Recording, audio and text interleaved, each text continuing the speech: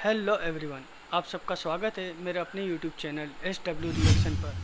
आज हम जो वीडियो लाए हैं द केरला स्टोरी पर, जिसे बहुत ज़्यादा प्रोपेगेंडा कर कर फैलाया गया है। आज हम देखेंगे कि डॉक्टर राम पुनिया जी ने किस तरह से एकदम डिटेल में हमें समझाया है। आइए शुरू करते हैं। दोस्तों, हमारे YouTube चैनल पर आपका स्वागत है।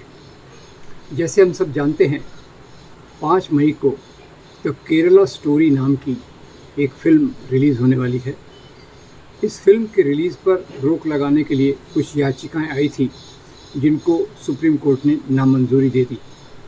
याचिकाकर्ताओं का कहना था कि ये फिल्म काल्पनिक बातों पर आधारित है और ये झूठी बात को सच्ची घटनाओं के आधार पर प्रस्तुत करने की कोशिश कर रही है। याचिकाकर्ताओं ने इसके पहले ये फिल्म, जब इसका टीज़र 2 नवंबर को रिलीज़ हुआ था और इसका ट्रेलर 27 अप्रैल को रिलीज़ हुआ था, उसके बाद से लोगों ने ख्याल किया कि इसमें जो घटनाओं को सच्ची घटनाओं के रूप में कहा जा रहा है वो कल्पना से ज़्यादा कुछ नहीं है। ये दोनों ही ट्रेलर के अंदर जो 32,000 का इन लोगों ने जो कहा था कि 32,000 लेडीज़ों को वो करा गया है, तो सुप्रीम कोर्ट से होने के बाद फिर उन लोगों ने चेंज करके उसको 3 कर दिया। इन 2 टीज़र और ट्रेलर के आधार पे कहा जा सकता है, फिल्म का दावा है कि 32,000 हिंदू, ज़्यादातर हिंदू और शायद थोड़ी क्रिश्चियन लड़कियों को इस्लाम में परिवर्तित किया गया है, धर्मांतरण किया गया है लव जिहाद के माध्यम से, और उनको अभी इस्लामिक स्टेट जो विश्व का सबसे खतरनाक आतंकवादी संगठन है, उसमें काम करने के लिए सीरिया, अफ़गानिस्तान और बाकी वेस्ट एशिया के देशों में भेजा गया है।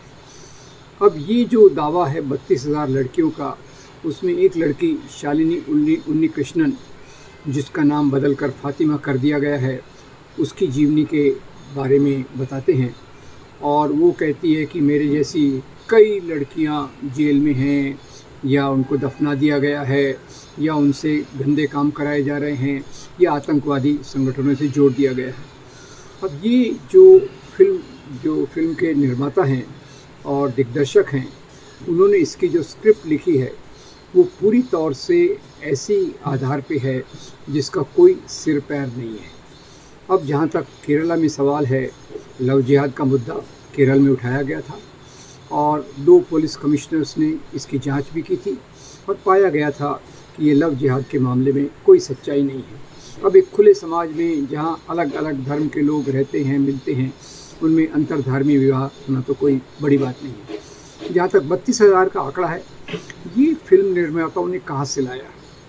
अब इसके 2-3 मैं स्टैटिस्टिक्स देना चाहूँगा। 2012 में उस समय के केरला के मुख्यमंत्री ओमेन चंडी ने बताया कि 2006 से लेके 2012 तक करीब 3,000 लड़कियों का इस्लाम में 3,000 लोगों का, सॉरी लड़कियों का नहीं, 3,000 लोगों का इस्लाम में धर्मांतरण हुआ है। उसमें लड़कियों की तादाद भी बहुत बड़ी है और ऐसे ही उतनी संख्या में उसके आसपास हिंदू धर्म में भी धर्मांतरण हुआ है। तो उन्होंने दोनों बातें बताई थी, पर इन्होंने एक बात को पकड़ लिया। वो 6 साल के डेटा को 1 साल का डेटा मान के उसमें 10 गुना बढ़ोतरी करके 32,000 का आंकड़ा, कहीं की ईंट कहीं का रोड़ा, 32,000 का आंकड़ा इन्होंने जोड़ा। अब इसमें कोई सच्चाई तो है नहीं। अब अगर हम देखें कि जो institute of defence studies and analysis का जो डेटा है, वो बताता है कि आज दुनिया में 40,000 इस्लामिक स्टेट के आतंकवादी सक्रिय हैं और ये जो 40,000 लोग हैं, इनमें ज़्यादातर वेस्ट एशिया, सीरिया, अफ़गानिस्तान और इस प्रकार के देशों के हैं। और ये रिपोर्ट ये भी बताती है कि भारत के मुसलमानों पर इस्लामिक स्टेट के बातों का प्रभाव कम हुआ है और भारत के जो लोग हैं उसमें केवल 86 हैं। 86 पुरुष भी होंगे, स्त्रियां भी होंगी, तो 32,000 लड़कियां कहाँ से आ गई? ये फिल्म निर्माताओं की जो कल्पना दृष्टि है उसका एक हमको नमूना इसमें दिखाई देता है। कल्पना दृष्टि कहिए या एक प्रोपेगेंडा करने की नीयत कहिए या कोई एजेंडा कहिए, उस एजेंडा के आधार पे उन्होंने ऐसे आंकड़ों को खड़ा कर दिया। इस आंकड़ों को चैलेंज किया गया शशि थरूर जो कांग्रेस के एमपी हैं, उन्होंने कहा कि ये जो केरल स्टोरी के नाम पे फिल्म आने वाली है, तो उसके अभी जो जानकारी मिली है उसके आधार पे ये हमारा केरल नहीं है, हमारे केरल में इस प्रकार की बातें नहीं होती। और उन्होंने 1 करोड़ का इनाम रखा कि अगर आप 32,000 का आंकड़ा सही रख दोगे, सिद्ध कर पाओगे, तो हम आपको 1 करोड़ रुपया इनाम देंगे। ऐसा ही दूसरा कई लोगों ने भी कहा।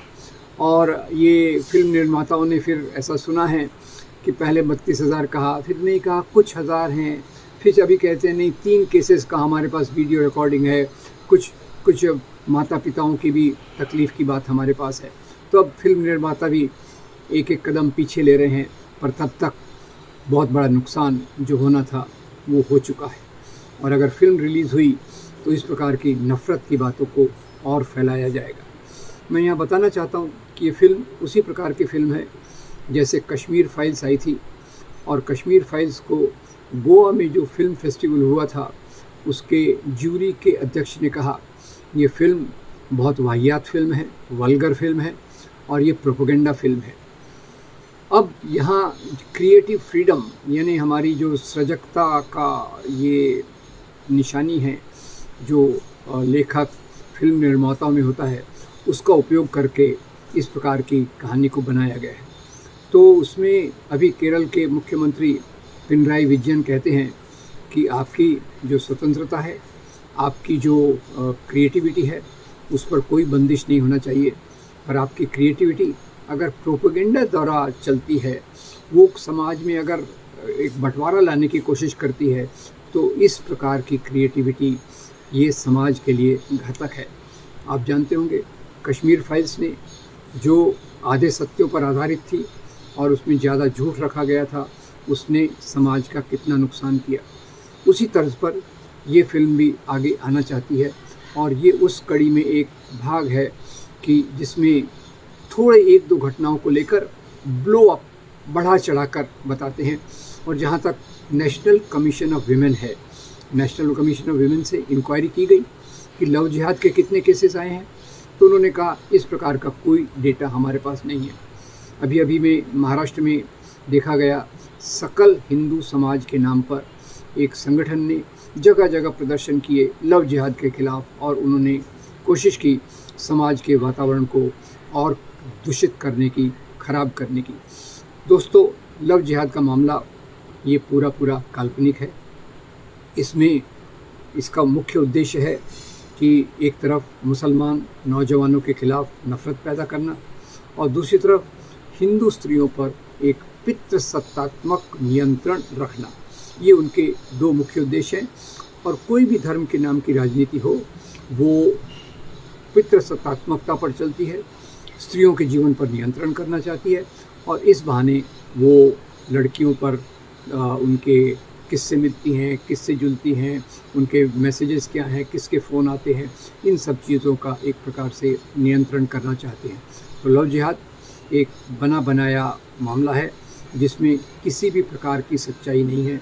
जो हमको हादिया, अखिला नाम की जो हिंदू लड़की थी, वो उसका आसिफ जहान नाम के लड़के से प्यार हो गया, वो इस मुसलमान बन गई, और उसके खिलाफ आरोप लगाया गया कि उसको भी आईएस में भेजने के लिए तैयार किया जा रहा है, आईएस में भेजने के लिए तैयार किया जा रहा है।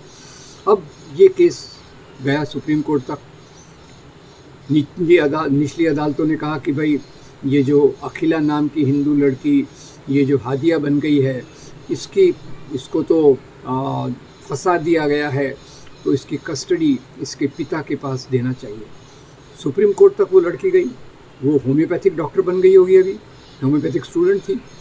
तो वो सुप्रीम कोर्ट ने जब उसकी बात सुनी, फरियाद सुनी, तो वापस उसको उसके पति के पास भेज दिया गया, और वो अपने पति के साथ रह रही है।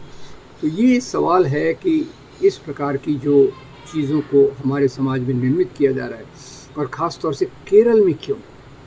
क्योंकि केरल में जो बंटवारा करने वाले मुद्दे हैं, जैसे उत्तर भारत में गाय के नाम पे, मंदिर के नाम पे, दूसरी चीज़ों के नाम पर बंटवारा किया जा रहा है, और यहाँ जो केरल में उनकी दाल नहीं गल रही, ये मुद्दे तो वहाँ चलने वाले नहीं हैं।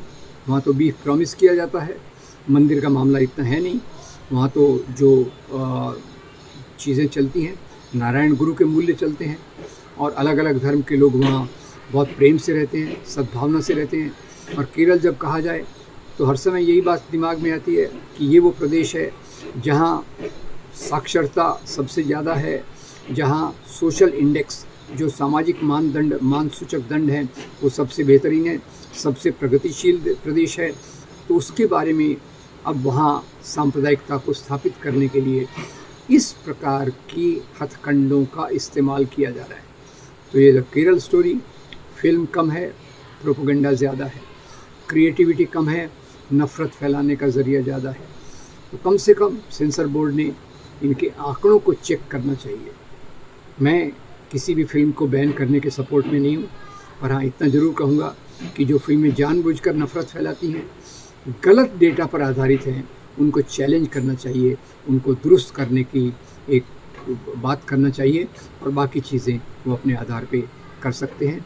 और इसके बारे में कोई शंका नहीं कि आज कई लोग ऐसे हैं जो दक्षिणपंथी हैं और क्रिएटिविटी के नाम पर समाज में एक गंदा प्रोपेगेंडा फैलाने की कोशिश कर रहे हैं, समाज को बांटने की कोशिश कर रहे हैं। ये कोशिशों का हमें पूरा मुकाबला करके सही बातों को लोगों तक पहुंचाने की कोशिश करना चाहिए, और वही हमारे संविधान के मूल्यों के अनुरूप हो। आपका बहुत धन्यवाद। आप तो आप लोगों ने देखा किस तरह से द केरला स्टोरी को एक तरीके से केरला को ही बदनाम करने की साजिश चल रही है।